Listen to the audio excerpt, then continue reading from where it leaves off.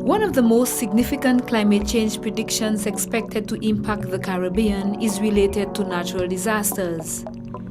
Caribbean people and governments have been cautioned to brace for stronger and more intense storms and hurricanes. And already, the region experienced some of the deadliest and most costly hurricanes between 2000 and 2010. Many islands in the OECS are known for their mountainous terrain, making them vulnerable to landslides. This vulnerability can also extend to forest areas, which contain many natural springs and other watercourses. But with climate change, we are at greater risk of losing forest cover, exposing us to biodiversity loss, water shortages, and land degradation.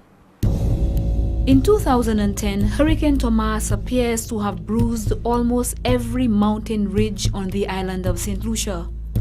According to a RRACC damage and loss assessment for St. Lucia following the passage of Hurricane Thomas, the mass movement of soils during and after the passage of the hurricane caused loss and damage to 40 miles of forest roads and trails, and damage to 1,512 acres of natural forests.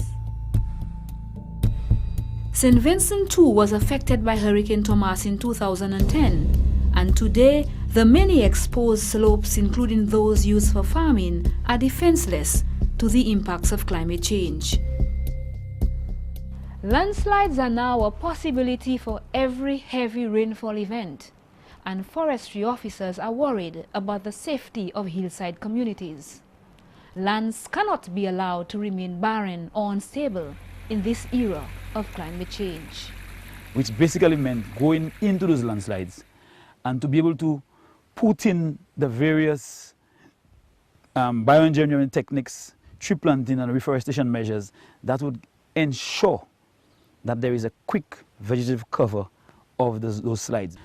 The importance of restoring these landslides to us is so vital because we need to ensure that we build resilience in the forest reserve.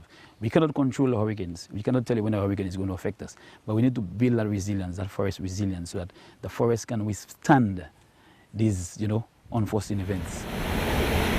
Exposed lands, including landslides, are easily eroded by heavy rains. Remaining topsoil gets washed into rivers and into open seas, clogging water intakes and causing damage to coral reefs. As a mitigating measure, governments have had to build check dams.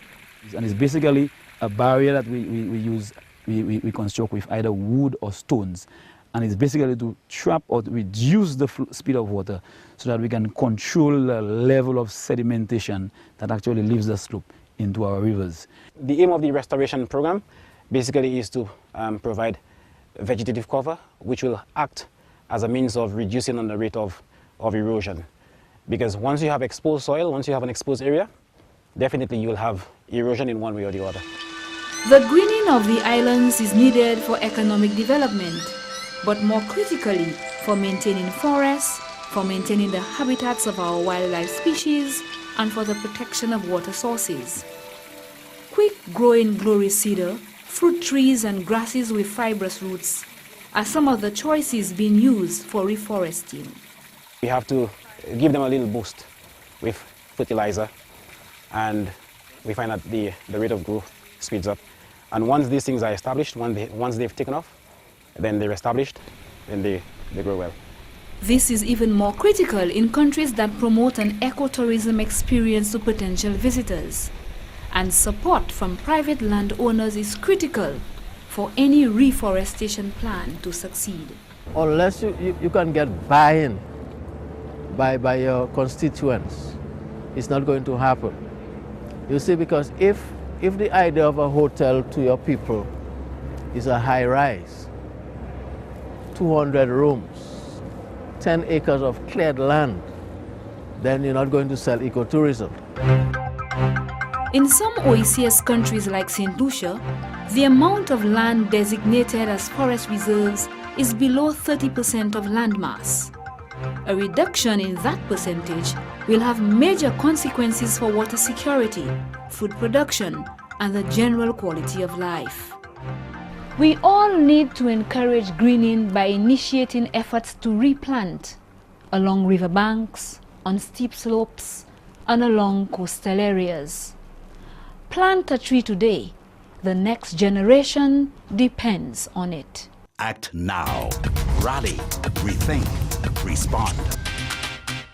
This message is brought to you by the OECS Secretariat with funded assistance from the United States Agency for International Development.